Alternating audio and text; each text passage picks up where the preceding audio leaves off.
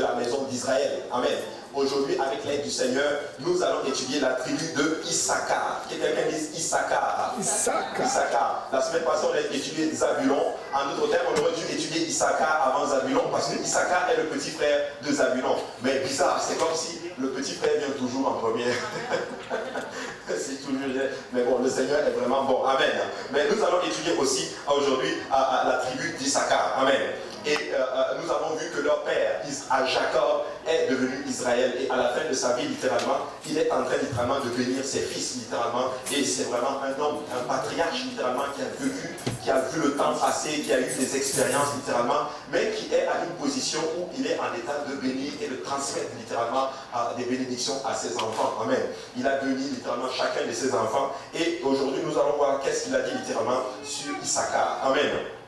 Et c'est le passage en d'autres termes que nous avons lu. Mais Issachar, en d'autres termes, je ne sais pas, non, j'ai fait une erreur avant là. Je n'ai pas accueilli ceux qui sont là pour la première fois ici. Ça vient juste de tomber dans mon esprit. Ma soeur là-bas, je m'excuse, votre nom s'il vous plaît. Oh, hallelujah, merci.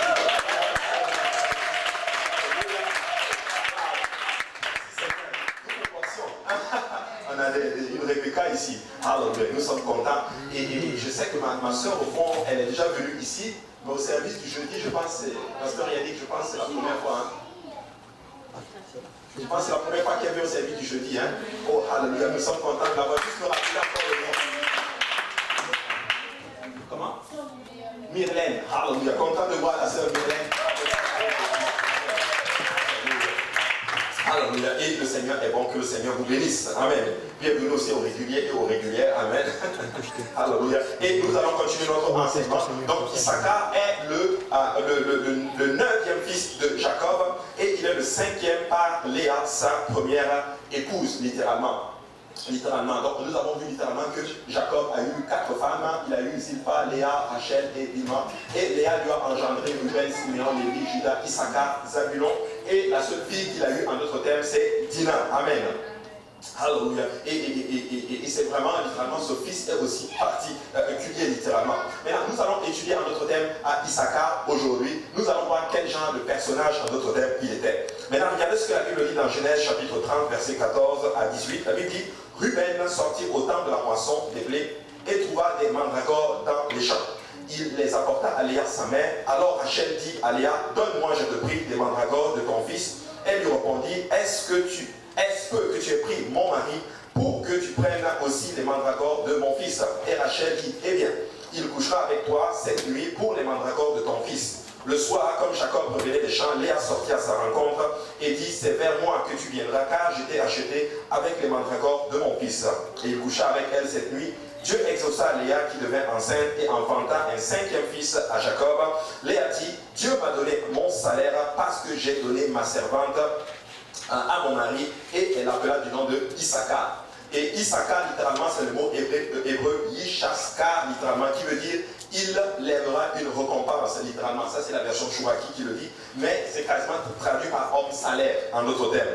Ou, par exemple, il donnera un salaire, en d'autres termes. Donc, c'est ça le nom Issachar, littéralement. Et ce nom, en d'autres termes, vient littéralement parce que sa mère l'a acheté, littéralement, si on peut dire, ou loué, littéralement, son propre mari, qui était Jacob, pour des mandragores, littéralement. Maintenant, si tu peux revenir, je vais vous parler un peu des mandragores. Et j'avais plusieurs fois lu ce passage-là, mais je n'avais jamais compris, en d'autres termes, ça, on passait comme ça, mais aujourd'hui, on va avoir un peu plus de détails sur les mandragores. Maintenant, je n'ai jamais compris.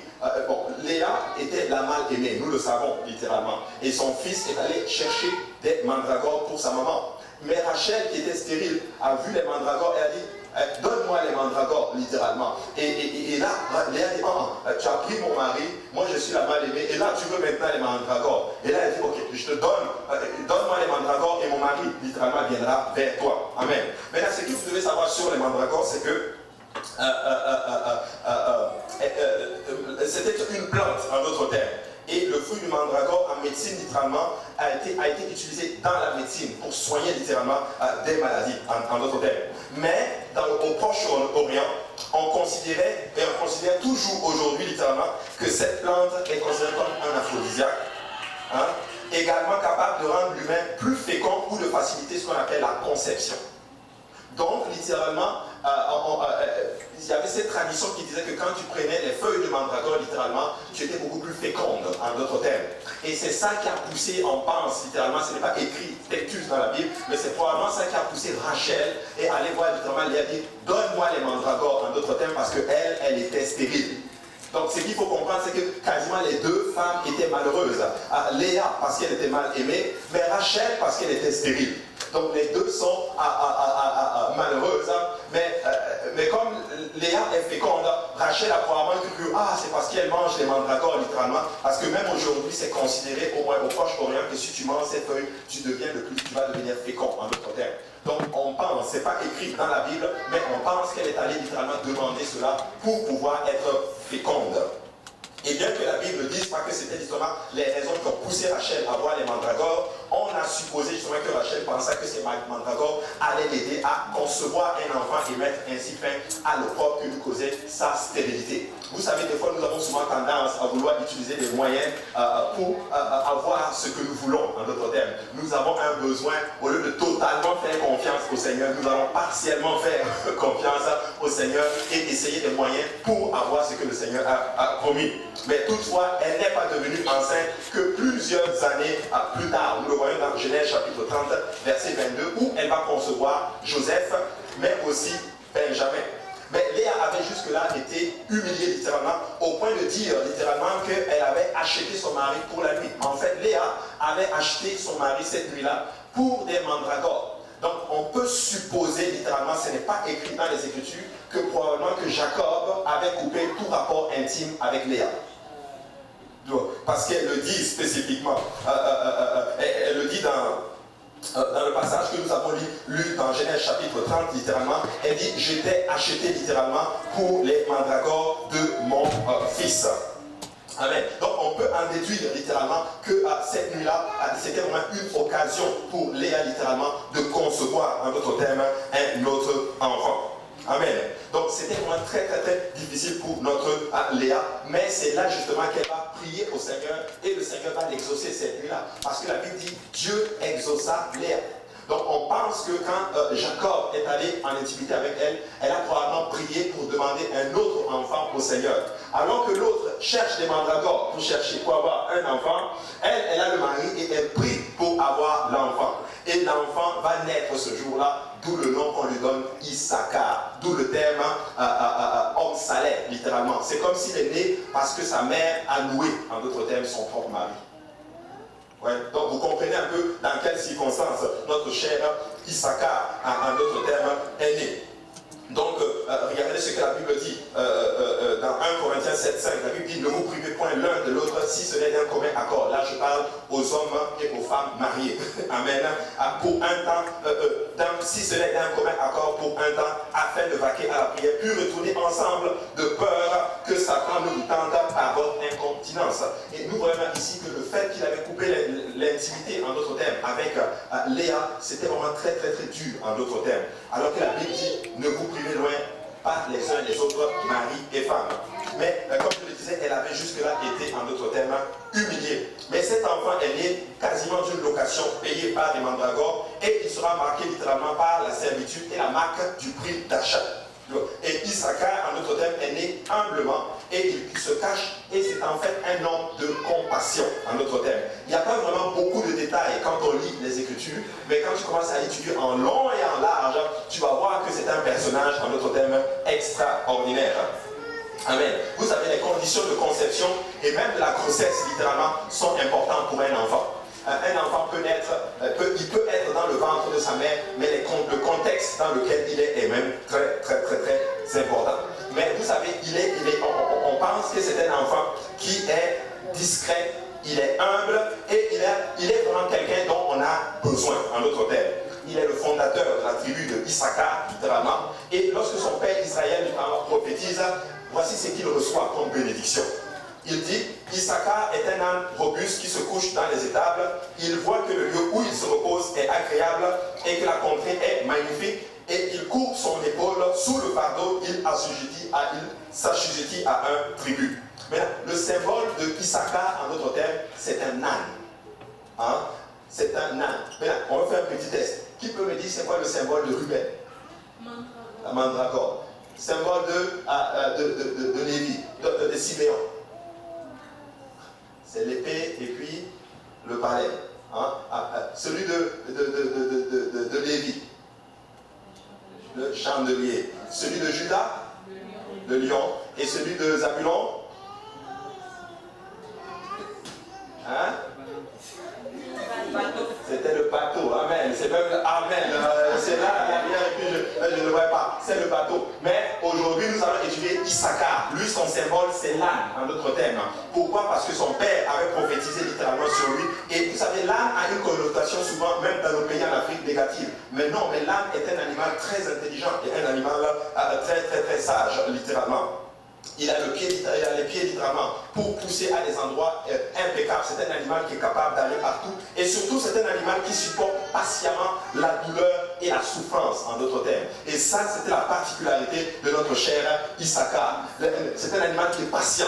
Et vous savez, l'âne en Afrique, alléluia, on les maltraite, on les fouette. Ils portent des charges terribles. Mais ce sont des animaux qui le font toujours. Et ça, c'est la particularité de Issachar. Et moi, je crois littéralement que nous, en tant qu'enfants de Dieu, nous devons développer aussi cette facette, cette qualité. Être capable d'être patient dans la souffrance et dans la douleur. Il y a des versets en d'autres termes qui en parlent. Amen. Donc oui, il y a des moments difficiles, mais nous devons développer ce qu'on appelle la patience, littéralement, dans la souffrance. Amen. Et c'est un animal qui supporte patiemment, littéralement. Et des siècles durant, l'âne est un animal de transport et un outil agricole au service des hommes. Il permet l'essor du commerce et l'expansion de civilisation sur de grandes étendues, s'exportant sur des bassins méditerranéens vers l'Europe, puis vers l'Amérique. Ça, j'ai pris ça sur Wikipédia, copier-coller, boum, bam. Amen. Et je vous le dis, amen. Donc, c'est vraiment un animal important. Cet animal a été utilisé pour faire déplacer le transport et tout. Donc, nous voyons là, en d'autres termes, que Issachar est très important. En plus, il transporte des charges impressionnantes. Et dans la pensée juive, littéralement, l'âne représente le bien-être d'une maison. Amen. Et sa richesse. Donc, Issachar représentait le bien-être et la richesse de la maison d'Israël.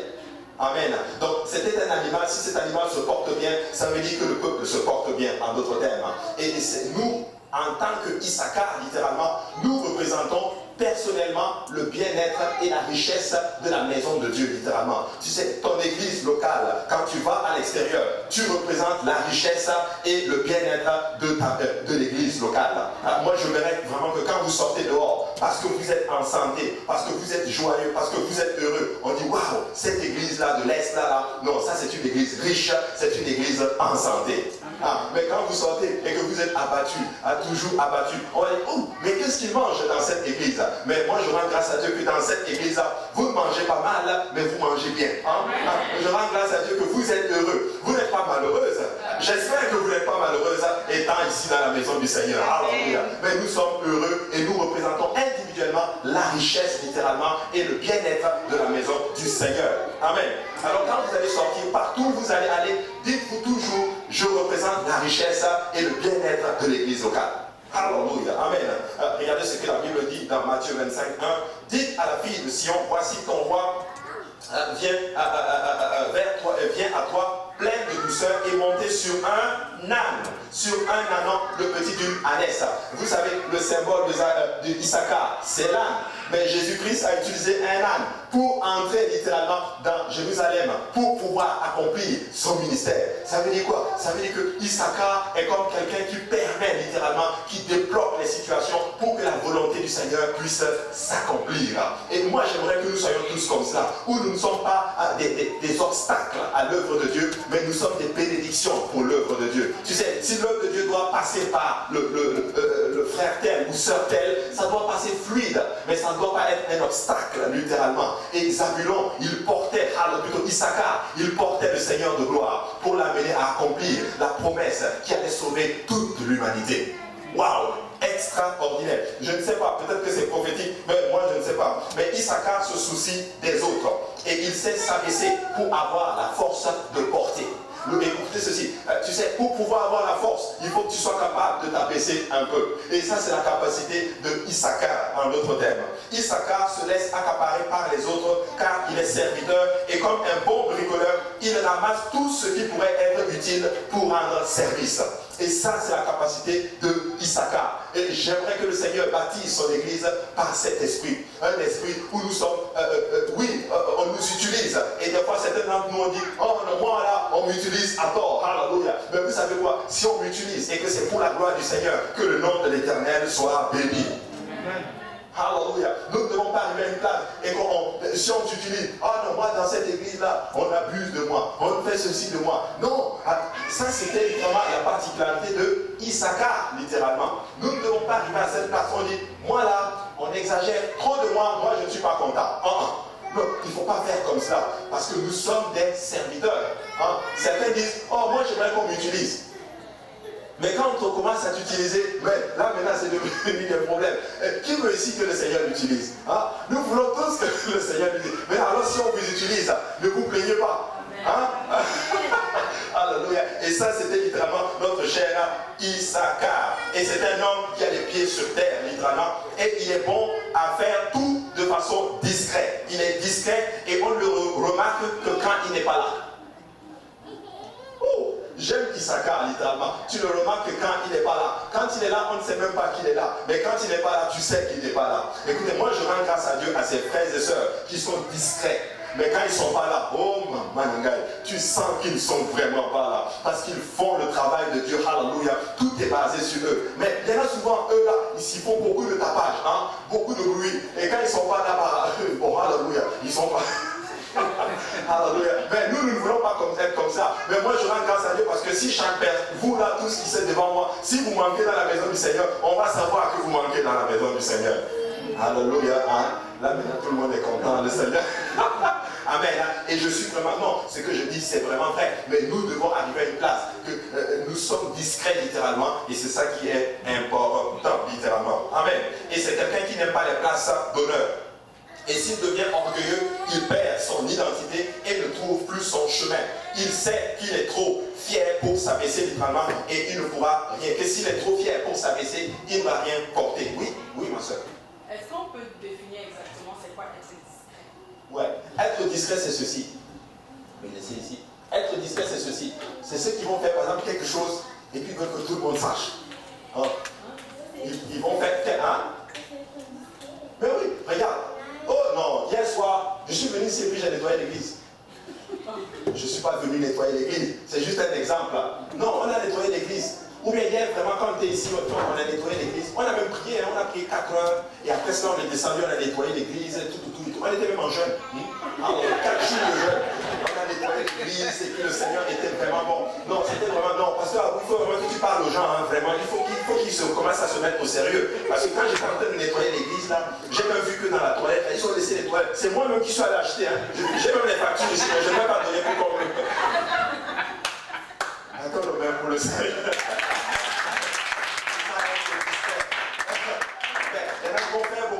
Et tu ne sais même pas qu'ils ont fait beaucoup de choses. Et je rends grâce à Dieu, il y en a qui font beaucoup de choses pour la maison du Seigneur et on ne sait même pas littéralement qu'ils l'ont fait. C'est ça un peu être discret.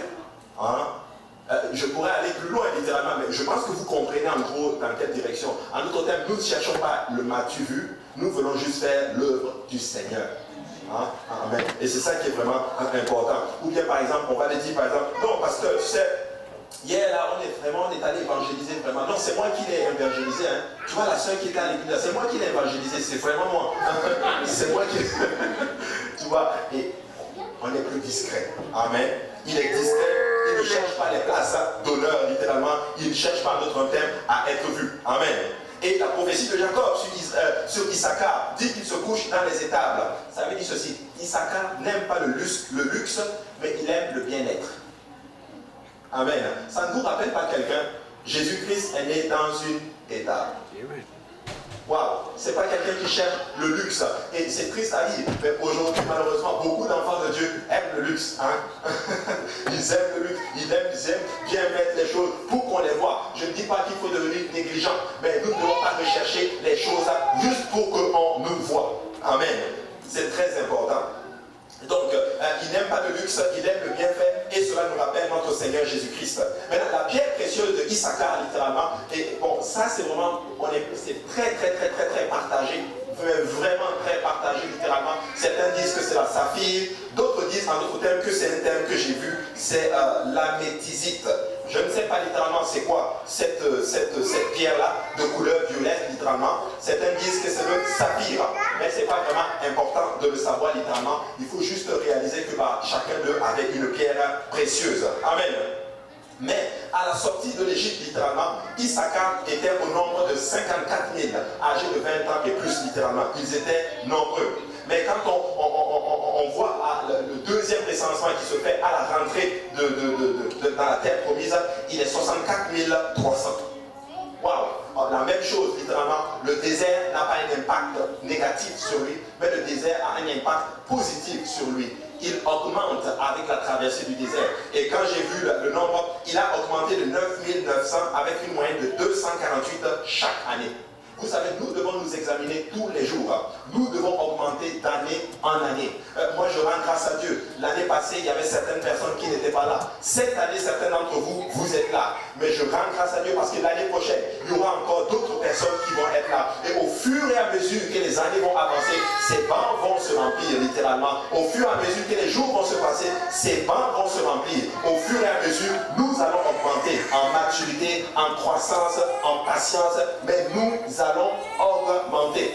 Et c'est important de rechercher la croissance. Un enfant de Dieu ne doit pas rechercher le statu quo. Un enfant de Dieu ne doit pas chercher à être tout le temps là. Ok, je me satisfais ici. Non, nous devons augmenter parce qu'il y a toujours quelque chose de mieux à atteindre. Dis à ton voisin, tu dois augmenter. Amen. Nous devons augmenter. C'est très important. Il ne faut jamais rester dans le statu quo. Il faut toujours chercher à faire quelque chose de plus pour le Seigneur. Écoute, si aujourd'hui tu es tranquille, tu es bien dans le Seigneur, laisse-moi te dire que demain tu peux être encore meilleur. Et demain encore tu peux être encore meilleur. Mais Issachar, il augmentait avec une moyenne de 248 chaque année. Et sa position autour du tabernacle dans le désert était aussi à l'est. Il était avec Zabulon et avec Judas. Alléluia. C'était vraiment fort comme passage. C'est fou, littéralement. Mais les gens qui étaient à l'est, là, alléluia, ils ne savent pas, ils sont bien. Il y a Judas qui est l'adoration, amen. Il y a Zabulon qui est là quand on a besoin de lui. Hein? Et il y a Issachar, littéralement, qui est un homme, littéralement, qui porte beaucoup de charges. Peuple de Dieu, ne soyez pas fatigués. Parce que Dieu vous a mis ici, là, littéralement, parce que vous êtes capable de porter des charges énormes. Je peux juste reculer encore un peu. Alléluia, je vais vous montrer l'emplacement de notre cher Issachar. Oui, un clic encore. Voilà. Donc Issachar était ici, Judas était là, et Zabulon était de ce côté. Et ce côté représentait, en d'autres termes, l'est du tabernacle. Amen. Et c'est vraiment bon de comprendre cette position-là. Je suis juste un peu perdu. Voilà, sa position à l'est. Mais là, dans le pays d'Israël, littéralement, le territoire qu'il occupait par Issachar était situé au sud-est de celui de Zabulon et s'étendait littéralement vers l'est du Jourdain. C'était un terrain fertile, littéralement, qu'ils ont eu. Et quand Josué a tiré au sort, littéralement, en vue du partage du territoire, le 4e lot est tombé, en d'autres termes, sur Issachar et il a reçu littéralement 10 villes. Et Issachar s'est tenu, en d'autres termes, si tu peux faire un clic, c'est le point rouge que vous voyez. Ça, c'était littéralement la zone de Issachar. Ça a l'air petit, mais c'était littéralement un endroit très fertile, en d'autres termes. Et Issachar s'est tenu littéralement sur le mont Gerizim pour prononcer littéralement les bénédictions. On avait vu que quand ils sont rentrés dans la terre promise, il y avait un certain nombre de tribus qui sont montées sur les montagnes, d'autres pour prononcer la bénédiction sur Gerizim et sur Ebal pour prononcer, en d'autres termes, les malédictions s'ils ne suivaient pas, en d'autres termes, le Seigneur. Mais pendant la période au cours de laquelle Israël était gouverné par les juges, littéralement, Dieu va susciter littéralement un juge de la tribu de Issachar et il s'appelle Tola, littéralement, et il a été juge pendant 23 ans, littéralement, à Israël. Et des années auparavant, littéralement, cette période des juges, littéralement, le juge Barak et la prophétesse Déborah, littéralement, vont louer les hommes d'Issachar, littéralement, dans leur cantique. Pourquoi? Parce que c'était des hommes qui ont accompagné Barak et Déborah pour aller littéralement combattre et gagner la victoire. Et nous le voyons dans Juge 5, 13, où il dit ceci: alors un reste du peuple triompha des puissants. L'Éternel me donna la victoire sur les héros d'Éphraïm, d'Éphraïm arrivaient les habitants d'Amalek. À ta suite marcha Benjamin parmi ta troupe. De Makir vers les chefs et de Zabulon les commandants. Les princes d'Issachar furent avec Déborah, et Issachar suivit Barak. Il fut envoyé sur ses pas dans la vallée, près des ruisseaux de Ruben. Grande fut la résolution du cœur. Grande fut les résolutions du cœur. Donc, c'était des gens qui étaient résolus. En fait, c'est des gens, quand ils te suivent, ils te suivent. Quand ils sont avec toi, ils sont avec toi. Et ça, c'était la particularité de notre cher Issachar. Et les princes de la tribu de Issachar ont montré le bon exemple. Tous les hommes furent des modèles de courage et de zèle littéralement. Et le juge Barak devint un vaillant comme eux dans le combat. Tu sais, des fois le dirigeant, il va être quelqu'un de faible. Il va être quelqu'un de peureux. Hein? Mais quand il voit le courage littéralement des gens qui le suivent, il devient lui-même courageux en d'autres termes. En d'autres termes, ton courage encourage quelqu'un d'autre. Des fois, l'homme de Dieu a souvent aussi peur. Il ne sait pas où il doit avancer. Mais Dieu va souvent susciter un d'entre vous littéralement pour fortifier littéralement les mains de l'homme de Dieu. Je rends grâce à Dieu cette semaine. J'étais là au travail. Je reçois un message. Alléluia, pasteur. Vraiment que le Seigneur vous bénisse. Alléluia. J'étais très content. Alléluia. C'est un message qui m'a beaucoup. La personne est en train de rire. Mais c'est un message qui m'a beaucoup encouragé. Parce que pasteur Abou était dans des moments difficiles. Ses pensées étaient en train de. Mais le message est venu à un bon moment. Et vous savez quoi? C'est comme ça que nous nous encourageons les uns les autres. Amen. Donc Issachar, littéralement, est un homme qui est courageux et qui amène les autres aussi à être courageux. Et Issachar fait partie littéralement de ceux qui sont allés à Hébron pour faire David le roi d'Israël.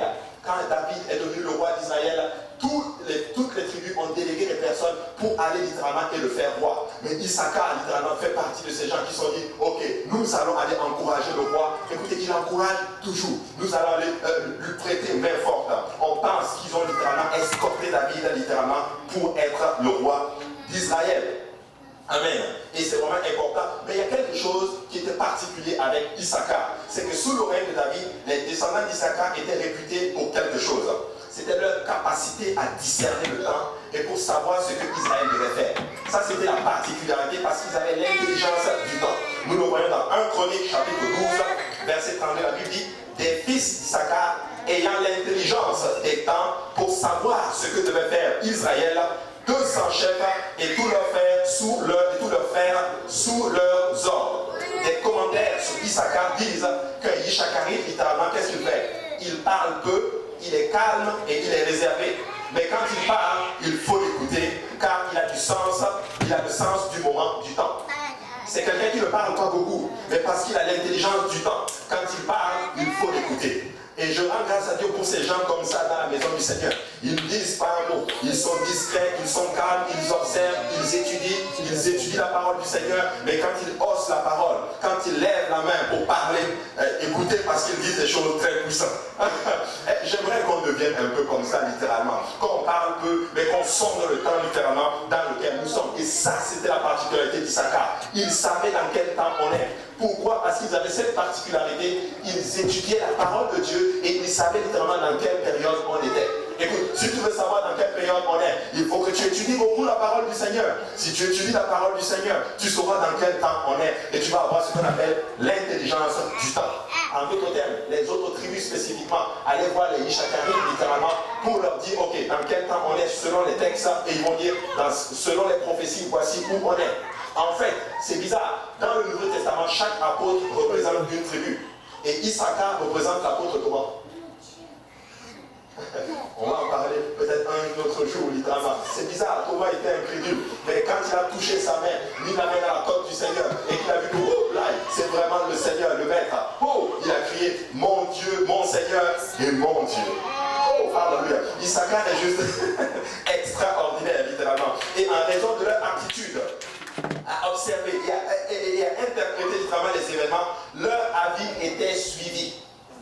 Tu sais, un Issacharite, quand il se tenait devant le prophète ou quand il se tenait devant le dirigeant et qu'il parle, il dit que, ok, dirigeant, voici ce que la parole de Dieu déclare, voici ce que tu l'écoutes, parce qu'ils avaient cette capacité littéralement à comprendre les Écritures. Ô peuple de Dieu, c'est le temps pour nous d'être des étudiants, mais vraiment des étudiants sérieux de la parole de Dieu. nous devons vraiment étudier la parole du Seigneur pour comprendre littéralement les prophéties et comprendre le temps dans lequel nous sommes en train. Qu'est-ce qu'il dit? Que celui qui lise fasse attention. Parce que Dieu s'attend à ce que nous lisons la parole de Dieu et que nous l'étudions pour comprendre dans le temps dans lequel nous sommes. Amen. Donc c'était vraiment des gens qui étaient capables. Et cette faculté de discerner a certainement été d'un grand secours pour le peuple de Dieu et à David et à son roi. Parce que David était quelqu'un qui écoutait beaucoup. Et je suis convaincu. Pourquoi? Parce que la preuve, quand son pasteur Nathan est allé lui dire, tu es cet homme, tu as péché contre l'Éternel. Il s'est juste humilié devant le Seigneur. Ce n'est pas écrit dans la Bible, mais moi je crois qu'il s'est écroulé. Il a enlevé sa couronne, il l'a jeté, il a commencé à se coucher à terre et pleurer devant le Seigneur littéralement. Mais je veux vous dire, peuple de Dieu, nous devons arriver à une place où nous sondons les Écritures. Et je vais tirer sur beaucoup de personnes. Dimanche passé, j'ai dit qu'il y avait c'était 4 heures, alors que c'était 2 heures. Et tout le monde disait, ok, pasteur Abou a dit, il faut lire les Écritures. Et dit, pasteur, non, c'est 2 heures. Amen. Pasteur, il peut aussi se tromper littéralement. J'étais averti, ma femme me dit, mon cher ami, Dieu est en train de dire qu'il faut que tu te donnes aussi une marge d'erreur. Amen.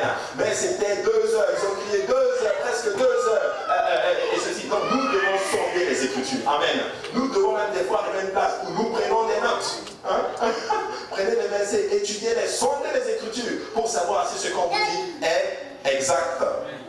Amen.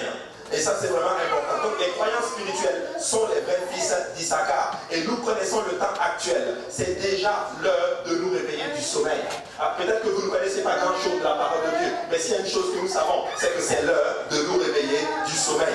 Romains chapitre 13, verset 11. Cela importe, d'autant plus que vous savez en quel temps nous sommes. C'est l'heure de vous réveiller enfin du sommeil. On a cité la conférence JPL littéralement. Car maintenant, le salut est plus près de nous que lorsque nous avons cru. Il est en train de dire que ces temps-ci, c'est le temps de se réveiller. Écoute, si tu as dormi hier, laisse-moi te dire que ce temps-ci, c'est l'heure de se réveiller. Si tu as dormi pendant tout ce temps, ce temps-ci, c'est l'heure de se réveiller. Si tu n'as pas fait ce que Dieu te demande de faire et que tu sens que tu n'es pas en règle devant le Seigneur, laisse-moi te dire que c'est le temps de se réveiller. Il faut avoir la connaissance du temps. Amen. La nuit est avancée, le jour est proche. Dépouillons-nous donc des œuvres des ténèbres et revêtons les armes de la lumière. Marchons honnêtement, comme en plein jour, loin des excès et de l'ivrogne, de la luxure et de l'impudicité, des querelles et des jalousies.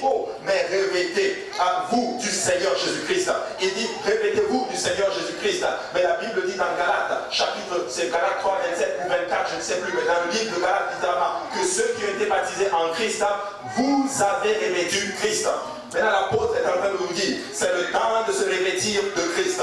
Qu'est-ce que ça veut dire? Si tu n'as pas été baptisé au nom de Jésus-Christ, c'est le temps pour toi d'être baptisé dans le nom du Seigneur Jésus-Christ. Si tu n'as pas encore obéi à l'évangile, c'est le temps pour toi d'obéir à l'évangile. Si tu luttes encore avec les excès, c'est le temps pour toi d'obéir à l'évangile et de les abandonner. Si c'est le temps pour toi et que si tu es dans la luxure, c'est le temps pour toi de revêtir quasiment la modestie. Si tu es dans l'impudicité, c'est le temps pour toi de les abandonner. Si tu es dans les querelles et les jalousies et toutes ces choses, c'est le temps d'abandonner toutes ces choses littéralement et de servir le Seigneur.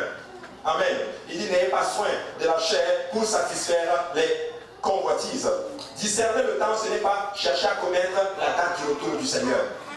Ça, c'est réservé à notre Seigneur Jésus-Christ et à Dieu Tout-Puissant. C'est lui seul qui sait. Amen. Mais ainsi, littéralement, connaître les temps, c'est connaître et comprendre les caractéristiques de notre époque pour nous réveiller et accomplir les services que le Seigneur nous a confiés.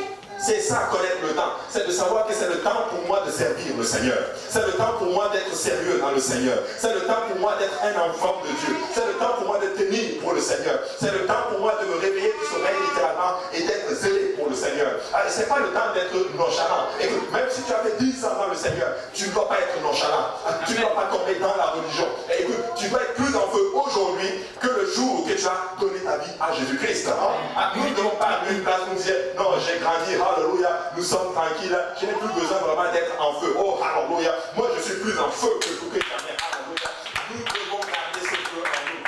Écoute, ici, nous devons continuer à sauter pour le Seigneur. Nous devons continuer à évangéliser là pour le Seigneur. Tu te rappelles là, quand tu as donné ta vie à Dieu, tu faisais beaucoup de choses. Évangélisation, tu faisais les suivis des âmes, alléluia. Un dimanche ne passait pas que tu n'aies pas invité quelqu'un dans la maison du Seigneur. Tu faisais même les suivis, tu mettais même la pression. Mais alléluia, certains d'entre nous avons grandi aujourd'hui. Hein? Nous ne faisons plus ces choses aujourd'hui. Hey, peuple de Dieu, c'est le temps d'être zélé pour le Seigneur. C'est le temps de continuer ces choses, alléluia. Et c'est le temps de sortir littéralement du statu quo et de la religion. Alléluia. Amen. C'est vraiment le temps. C'est comme ça qu'on discerne et on comprend littéralement le Seigneur.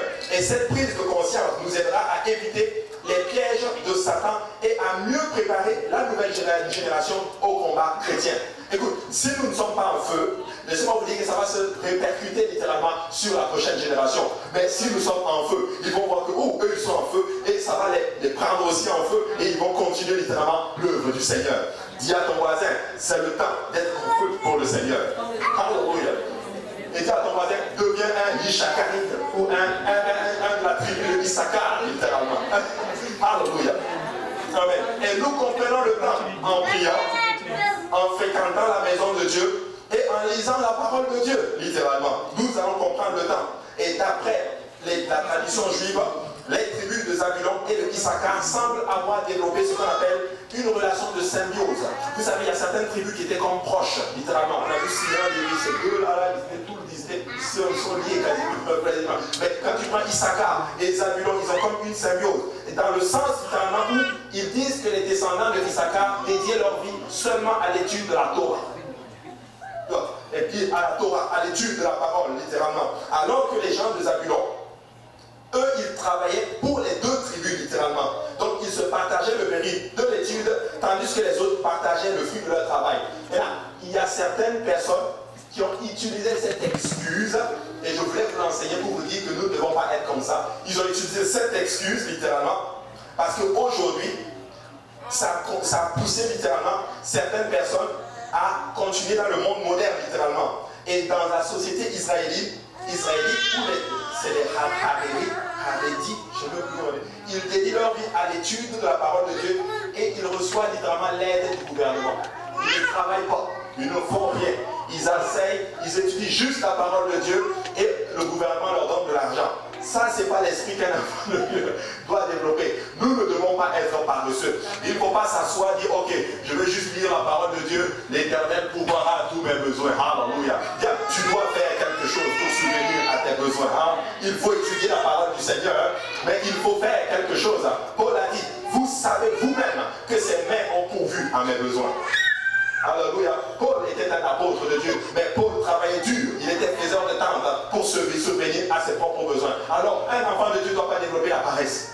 Ce n'est pas un enfant de Dieu, mais un enfant de Dieu doit se battre pour réussir. Un enfant de Dieu doit travailler dur pour réussir. Un enfant de Dieu doit tout faire littéralement pour avoir une place où il ne dépend de personne. Paul dit ne devez rien à personne si ce n'est de vous aimer. Écoutez, parenthèse là, si tu dois même 1 euro à quelqu'un dans la maison de Dieu, please, donne-lui son 1 dollar, mais ne devez rien à personne. Alléluia. Si tu dois 10 dollars à quelqu'un, please, donne-lui ces 10 dollars.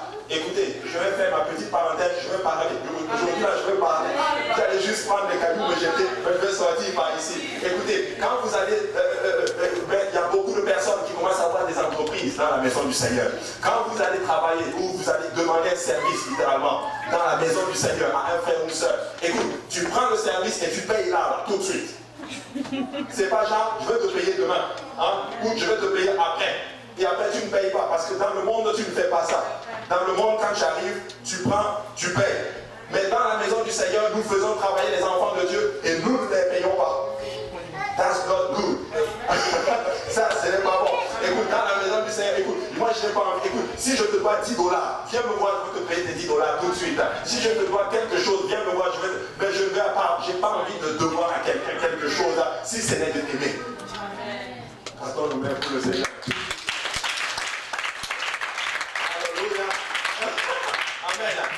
Et si je viens te voir, prête-moi 10 dollars. Écoute, je te dis, demain je te donne ton 10 dollars. Avant que demain 24h minuit ait sonné, je te dois ton 10 dollars. Parce que ce n'est pas bon. Et ça lie nos finances, peuple de Dieu. Ça ne bénit pas nos finances. Alléluia. Écoutez, moi j'ai cette résolution. Et des fois, j'ai fait même des erreurs dans certains cas où j'ai même donné à certaines personnes leur dû en retard. Écoutez, le Seigneur m'a corrigé très fort là-dessus.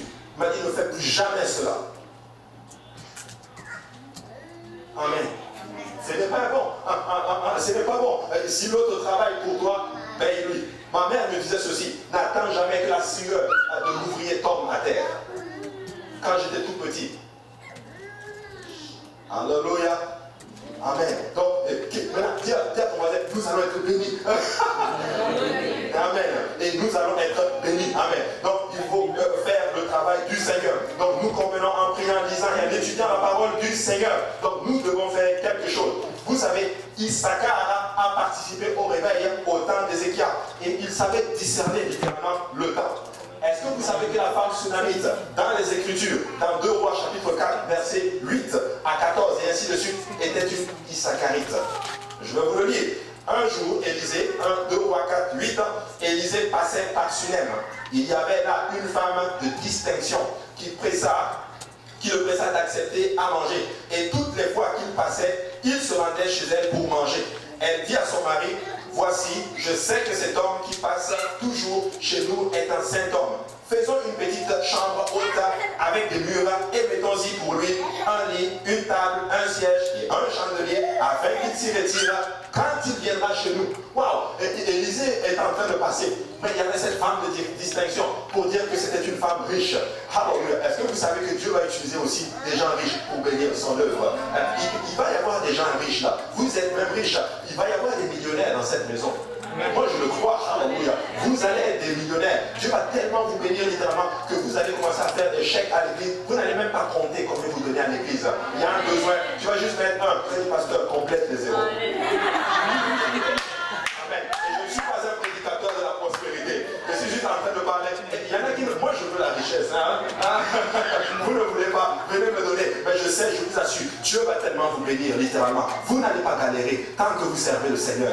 Dieu va vous bénir. Alléluia. Dieu va vous rendre prospère alors que vous êtes fidèle dans son œuvre. Et quand il va vous bénir, ce n'est pas pour vous. Ce n'est pas pour aller montrer à tout le monde ou au pays que vous avez réussi. C'est pour faire prospérer et avancer l'œuvre du Seigneur Jésus-Christ. Alléluia, extraordinaire. Et cette femme a dit, nous allons faire littéralement quelque chose pour l'homme de Dieu. C'est pas bon qu'il passe comme ça. On va faire une maison, on va faire une table, un chandelier, et comme ça il va pouvoir se reposer. Maintenant regarde ce que la Bible dit. Élisée étant revenu à Sunem, se retira dans la chambre haute et y coucha. Elle a fait la chambre haute parce que c'était dans la chambre haute que les gens priaient. Bizarre, les gens ont reçu le Saint-Esprit dans la chambre haute. Parce que dans leur tradition, la chambre haute, c'était l'endroit où on priait, en d'autres termes. Mais comment, j'en viens maman, comment on sait qu'elle était Issacharite? Parce qu'elle habitait à Sunem. Et Sunem, littéralement, je vais vous le dire, c'était une femme de distinction. Sunem était une place, littéralement, qui était gérée par la tribu de Issachar, littéralement. Donc cette femme était, on est sûr littéralement à 100% qu'elle était de la tribu de Issachar. Et cette femme de distinction a dit, je vais honorer l'homme de Dieu. Écoutez-moi très bien, c'est important d'honorer l'homme de Dieu. Alléluia. Si vous allez dans certains pays en Afrique, je vous dis bien en Afrique, même les gens qui ont beaucoup d'autorité littéralement, ils respectent les hommes de Dieu. Ils respectent les hommes de Dieu parce que c'est important. Je ne suis pas en train de dire qu'on idolise l'homme de Dieu. Non, je n'ai jamais dit cela. Mais je dis ceci, qu'en faisant ça, on est en train de dire, Seigneur, nous reconnaissons l'apostolat et le ministère que tu as déposé sur ton serviteur. Amen. Amen. Très important. Quelqu'un avait une question? Oui.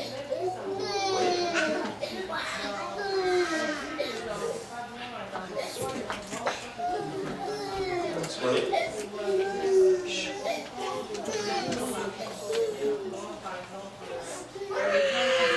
Franchi, prends le micro, va lui donner parler. Coucou.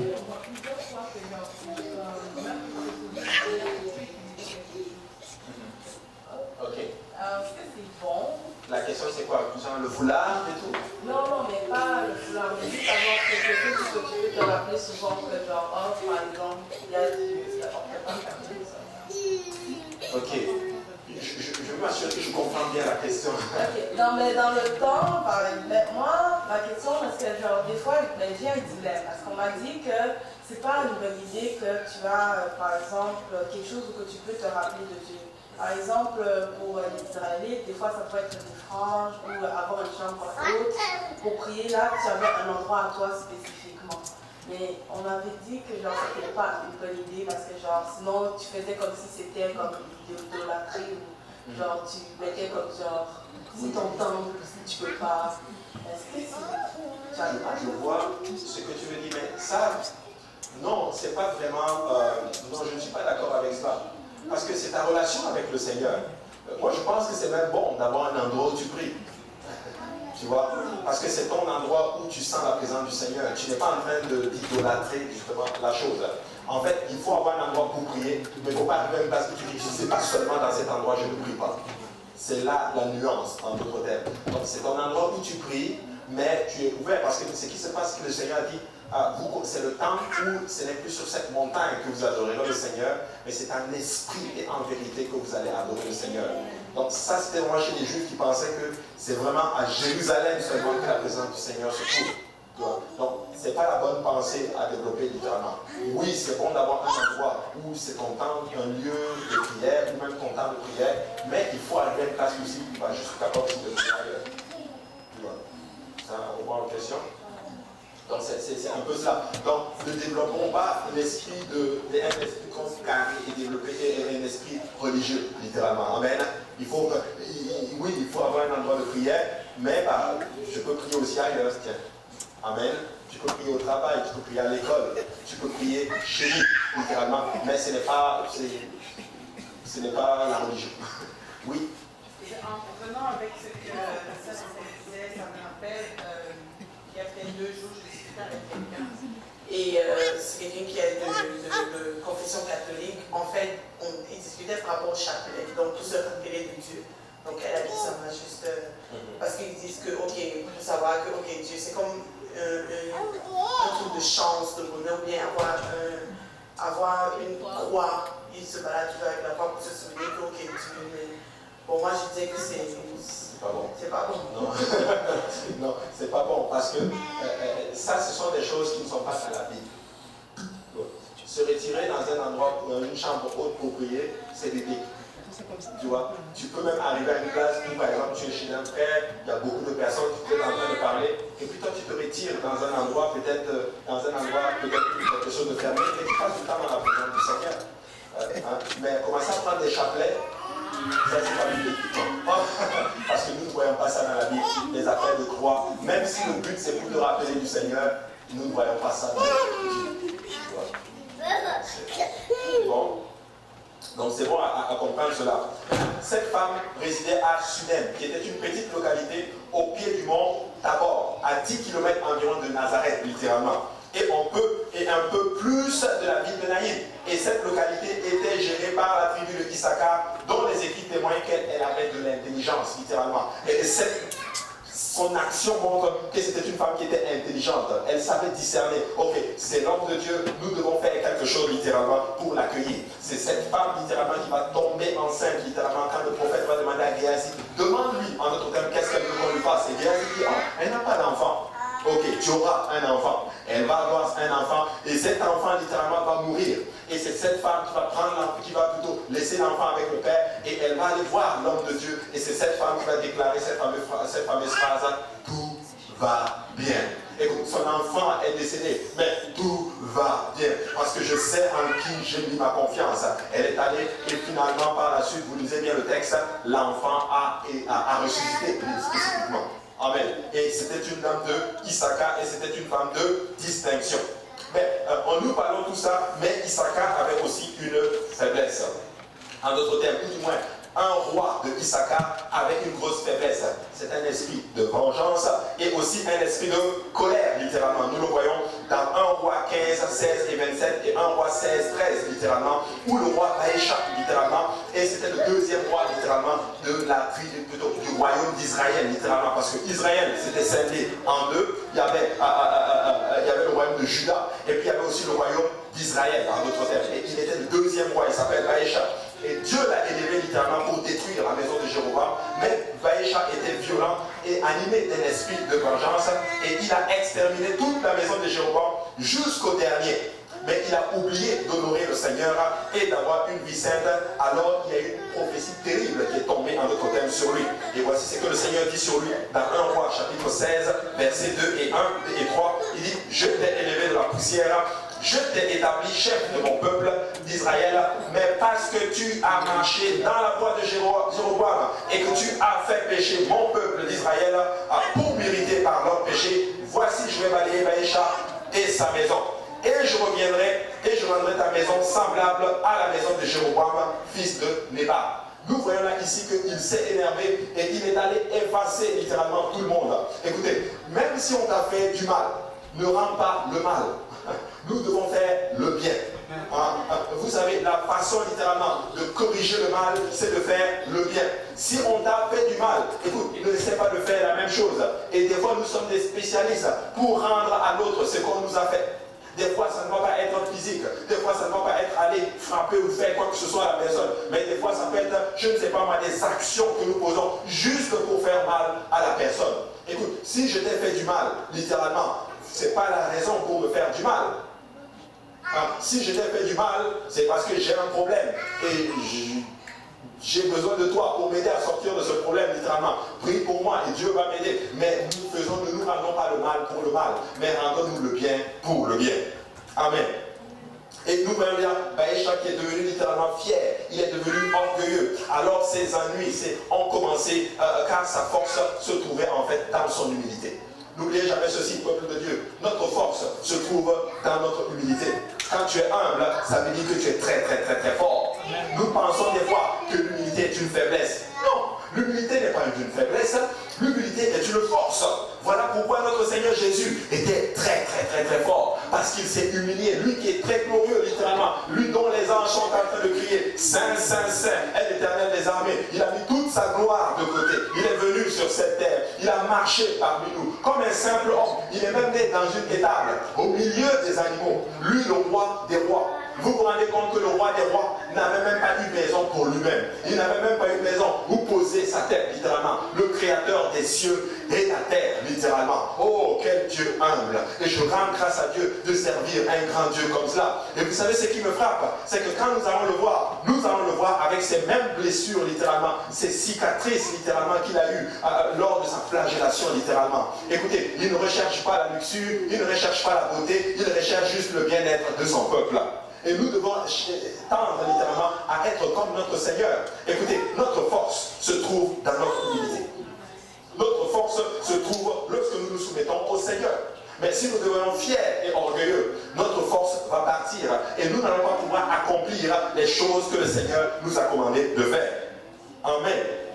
Et la malédiction vient quand Baïcha conçut littéralement un projet contre le roi Asa de Juda. Il construit un fort appelé Rama qui fut un mur entre les hommes. Mais Asa prit peur et dans son envolement loua les services des mercenaires étrangers, ce qui lui valut d'être atteint de maladie aux jambes. Baïcha fut détruit, lui et toute sa famille. Il a été orgueilleux et il a perdu lui, il a perdu aussi sa famille. Vous savez quoi? C'est le temps pour nous de gagner tout ce que l'ennemi nous a volé. C'est le temps pour nous de gagner tout ce que nous avons perdu par notre propre faute. C'est le temps pour nous littéralement de récupérer littéralement tout ce que le diable est venu voler, même à notre insu. Tout ce que nous avons perdu, tous les territoires que nous avons perdus, c'est le temps pour nous de le récupérer. Alléluia. Mais vous savez quoi? Nous allons le récupérer quand nous allons marcher humblement devant le Seigneur. Seigneur, non pas ma volonté, mais ta volonté. Je ne peux pas le faire moi-même, mais toi tu peux le faire. Alléluia. Je ne peux pas renverser tout ceci, mais toi tu es capable. Alléluia. Le mur qui est devant moi, c'est compliqué, Seigneur, mais nous te faisons confiance. Nous allons devenir des Issacharites, littéralement. En fait, nous allons développer toutes les facettes des 12 tribus de la maison d'Israël, littéralement. Parce que le Seigneur a mis toutes ces choses pour notre instruction. Alléluia. Maintenant, qui va être fort maintenant dans le Seigneur? Nous voulons tous être forts dans le Seigneur. Alors c'est le temps pour nous de marcher littéralement dans l'humilité. Mais le Seigneur, dans sa miséricorde, restaure toujours. Malgré les erreurs, littéralement, les faiblesses. Vous savez pourquoi Dieu est en train de nous montrer ceci? Pour dire que bien que Issachar a un bon palmarès, il est aussi un être humain. Des fois, nous devons juste nous donner une marge de l'erreur, des fois. Des fois, nous arrivons à une place où nous idolisons littéralement certaines personnes. Nous arrivons à une place où nous avons rendu perfect parfait certaines personnes par nos actions, littéralement. Tu sais, des fois, quand tu avances avec le Seigneur, c'est comme si tu n'as même pas droit à l'erreur. Et c'est triste, et je veux vous dire, je veux vraiment vous parler à cœur, littéralement. Des fois, quand tu commences même à avancer dans le ministère, je parle de mon cas, littéralement, où peut-être certains d'entre vous ressentez la même chose. C'est comme si vous... C'est comme si tu arrives à une place, littéralement, où tu n'as plus droit à l'erreur. Hein? Moi aussi, je fais le nom. Amen. Donnez-moi au moins une marge d'erreur. Nous ne sommes pas parfaits. Pasteur Kaouzi n'est pas parfait. Pasteur Serge n'est pas parfait. Pasteur Luc n'est pas parfait. Pasteur Lionel n'est pas parfait. Tous les autres pasteurs, Pasteur Grave, personne n'est parfait. Donnons-nous des fois des marges d'erreur un peu. Alléluia. Et des fois on arrive, oh, pasteur ne m'a pas appelé. Boum, on en veut. Écoute, c'est un homme. C'est un être humain. Il a besoin des fois de se reposer. Il a besoin des fois d'avoir du temps pour lui. Il y a des choses qu'il ne peut juste pas faire. Mais vous savez quoi? Ils sont arrivés à un niveau où ils ne peuvent juste même plus. Ah, écoute, il ne m'a pas appelé. Mais pourtant, j'ai vu, j'étais même à côté quand il a appelé l'autre. Ça a sonné pasteur tel. Autant moi, il ne m'a pas appelé. Ah, non. Mais vous savez quoi? Donnons-nous une marge d'erreur. Et Dieu montre ceci pour montrer que nous sommes des êtres humains. Alléluia. Et nous sommes des êtres humains et Dieu seul est parfait. Hein? Dieu seul est parfait. Et si tu mets ta confiance dans celui-là seul qui est parfait, laisse-moi te dire que tu vas marcher tranquillement dans le Seigneur et tu vas réussir ta marche.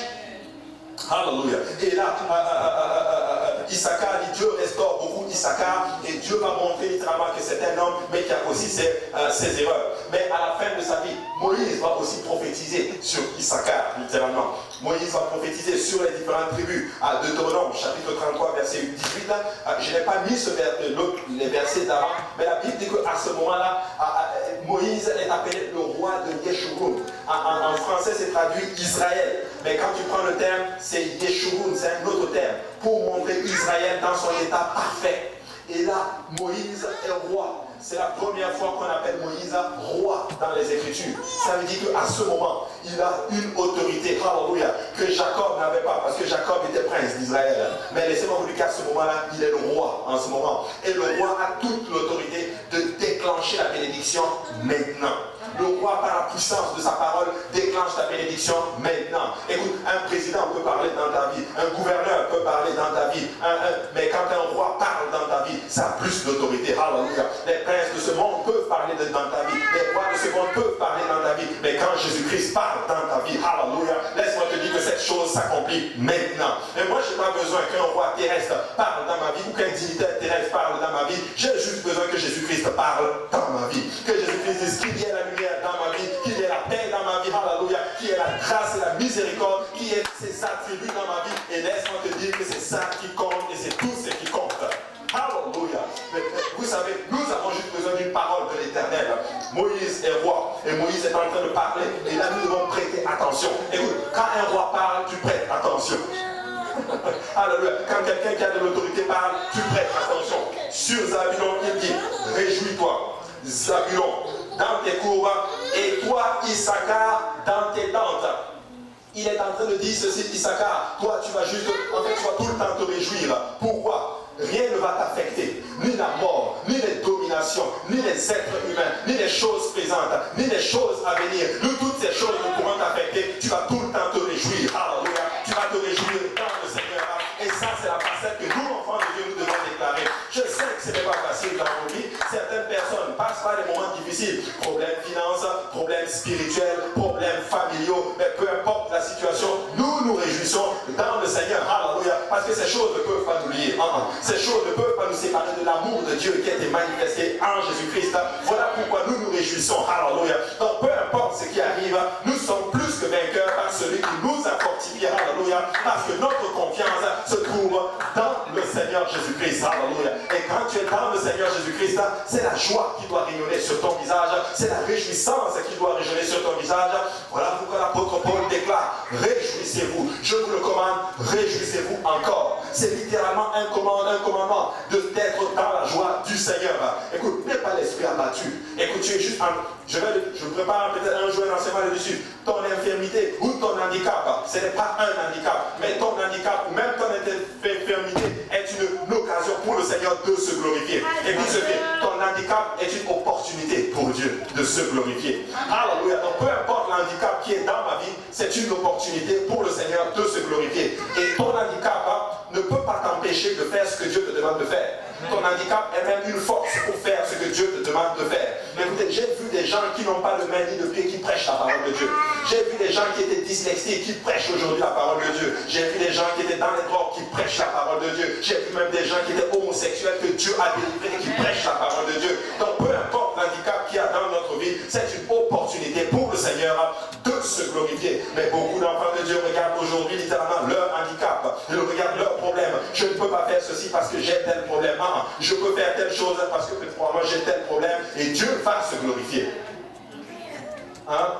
Alors regarde plus ton handicap, regarde plus ton problème littéralement. Hey, tu vas aux études, j'ai un problème avec les mathématiques, je peux devenir bon en mathématiques, j'ai un problème avec telle situation, je peux devenir bon, alléluia. Il n'y a rien que tu ne puisses faire quand tu as Jésus-Christ en toi. Tu peux tout faire par Christ qui te fortifie. Je puis tout par Christ qui me fortifie, la Bible déclare. Je peux tout faire, alléluia, tant que c'est pour la gloire de l'Éternel. Alors, ne regardez plus à vos handicaps, peuple de Dieu. Parce que j'aime beaucoup Issachar. On le considère comme un âme. Tout le monde l'utilise. Tout le monde se sert de lui, littéralement. Mais laissez-moi vous dire que c'est lui qui a porté littéralement le Messie et qui l'a fait entrer dans sa mission. Alléluia, extraordinaire. Vous savez quoi, on peut utiliser les gens, mais c'est pour la gloire de Dieu. Il y a des gens littéralement qu'on pense qu'on se sert d'eux. Alléluia. Il y a des gens qui accueillent des gens dans leur maison. Les gens pensent qu'on se sert d'eux. Ils accueillent certaines personnes sans prendre même un loyer littéralement à la fin du mois. Ils accueillent et les gens pensent qu'ils sont en train littéralement de perdre leur vie. Oh, alléluia, je vais vous dire une chose. On ne sait pas, on n'est pas en train de se servir de ces gens-là. Non, ces gens-là sont en train de servir le Seigneur et ils sont en train de s'amasser des trésors dans le ciel. Vous êtes en train de faire les choses et vous avez l'impression que vous êtes en train de perdre pour le Seigneur. Vous n'êtes pas en train de perdre pour le Seigneur, vous êtes en train de gagner dans le Seigneur. Alors, peu importe ce qui se passe, ne pense pas qu'on t'utilise. Et j'ai pensé ce moment à un moment donné où je me suis dit, moi je vais commencer à être dur avec les gens, je vais commencer à prendre mes positions. Mais laisse-moi dire, le Seigneur m'a dit, et l'homme de Dieu aussi m'a dit littéralement, arrête-moi tes affaires, alléluia. Écoute, si tu changes, tu ne seras plus la personne que tu es. Tu deviens juste quelqu'un d'autre. Quand tu essaies d'être quelqu'un d'autre, tu tombes toujours dans les problèmes. Jacob a essayé d'être Ésaü, problème. Mais quand il se tient devant les... Oh, alléluia, je vais me laisser aller. Quand il parle devant son père dit, qui es-tu? Il dit, je suis Ésaü. Mais quand il se trouve à Péniel, l'Éternel dit, qui es-tu? Je suis Jacob. Dieu dit, tu ne seras plus Jacob. Tu seras Israël. Oh, devant le Père naturel, il ment. Mais devant le Père spirituel, il dit toute la vérité et ça change son identité. Quelqu'un doit juste commencer à être vrai devant le Seigneur. Quelqu'un doit commencer à dire toute la vérité devant le Seigneur.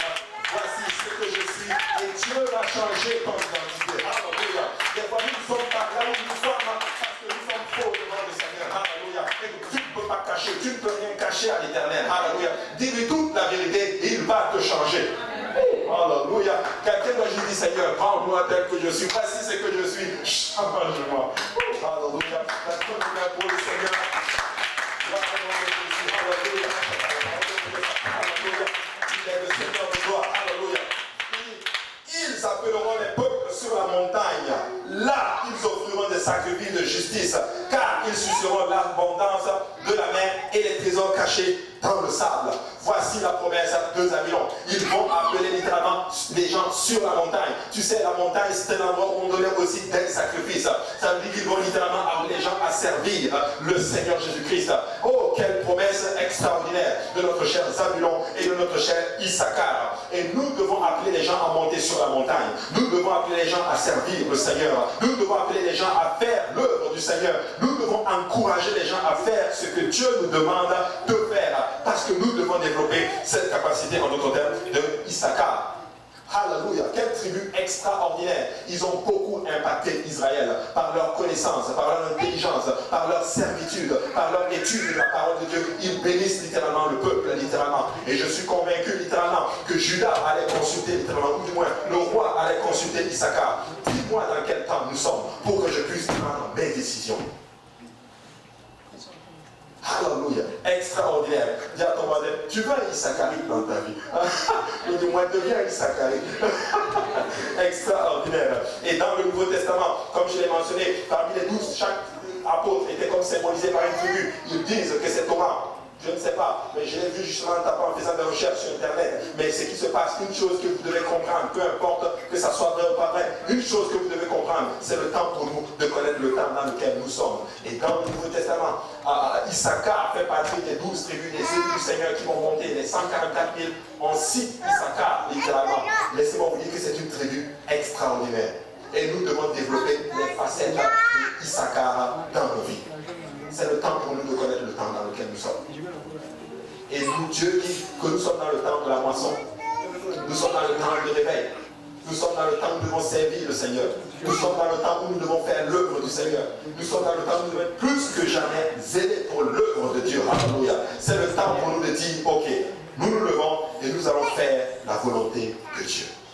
Alléluia. Levons-nous tous ensemble. Alléluia. Et nous allons prier que Dieu nous bénisse littéralement, que Dieu nous donne cet esprit, alléluia, de comprendre littéralement et d'être de plus en plus zélés. Ne tombons pas dans le statu quo. Amen. Mais grandissons dans le Seigneur. Ne tombons pas littéralement dans les œuvres qui se font. Ne tombons pas dans ce qui se fait littéralement. Il y a beaucoup de choses qui se passent en ce moment. Nos esprits sont épuisés. Nous sommes fatigués. Il y a beaucoup de choses qui se passent littéralement. Nous sommes troublés par beaucoup de choses qui se passent dans la maison du Seigneur. Hein? Mais vous savez, j'ai une petite révélation. Une grande révélation. Ces choses ne vont jamais terminer. Parce qu'il y aura toujours des êtres humains dans l'église du Dieu vivant. Il faut juste avancer. Il y aura toujours des problèmes. Écoutez ceci. Pour le réveil, hein, on va se marcher dessus. On va des fois faire quelque chose que l'autre n'a pas aimé. On va faire. Mais c'est ça le prix du réveil. Si on n'est pas prêt à supporter ça, nous ne pouvons pas voir le réveil. Parce que le réveil vient avec aussi de belles facettes, mais elle vient aussi avec des situations. Écoutez, le réveil, c'est que nous allons prendre conscience. Nous allons nous réveiller et faire l'œuvre du Seigneur. Et en même temps, ça va attirer les gens à venir. Mais quand les gens vont venir, ils ne sont pas parfaits. Hein? Ils ne sont pas parfaits. Ils vont venir avec leurs défauts. Ils vont venir avec tout ce qu'ils ont. Mais écoutez, si nous sommes déjà réveillés, nous allons être capables de les accueillir. Mais si nous ne sommes pas prêts à les accueillir, laissez-moi vous dire que nous ne sommes pas prêts à prendre le réveil. Je me suis toujours demandé, poser cette question. Si Dieu donnait quasiment là 150 âmes à l'église en une journée, comment on va faire? C'est beaucoup. Pourtant, nous aimons voir la foule. C'est vraiment beaucoup. S'il donne 200 âmes. Mais moi, je n'ai jamais compris pourquoi il a donné 3000 âmes à ses apôtres, 12 apôtres, le jour de la Pentecôte. 3000 en une journée. 12 apôtres. Combien de pasteurs nous sommes aujourd'hui? Alléluia. Vous savez, il y a certaines choses en nous qui doivent sortir. Hein? Nous devons juste crucifier un peu cette chair littéralement et dire, ok, nous allons faire le Seigneur. Amen. Alléluia. Battons nos mains pour le Seigneur. Et nous allons prier. Alléluia. Alléluia. Prions tous ensemble aujourd'hui. Père éternel, nous te rendons grâce. Nous te disons merci Père. Je t'en supplie, baptise-nous Seigneur, Papa, d'un esprit d'intelligence, de compréhension Seigneur, d'humilité Seigneur, afin que nous puissions faire ton œuvre Seigneur mon Dieu. Alléluia Papa. Ne permets pas que l'ennemi vienne voler Seigneur Papa ce qui a été sémé dans nos cœurs aujourd'hui Seigneur. Papa, nous voulons marcher humblement devant toi, nous voulons garder ta parole Seigneur, nous voulons serrer ta parole dans nos cœurs Seigneur, afin de ne pas pécher contre toi Seigneur. Nous voulons marcher selon ta parole Seigneur. Je te prie maintenant Seigneur, garde mon frère et garde ma soeur Papa. Alléluia. Permets que nous puissions nous revoir très bientôt ensemble Seigneur Jésus-Christ pour continuer ton œuvre Seigneur.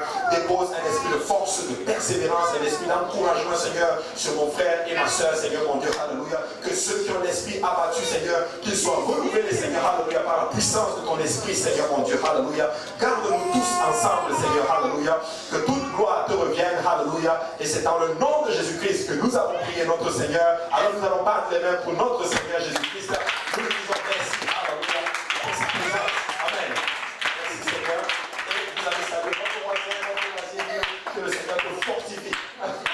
Alléluia. Que le Seigneur te fortifie.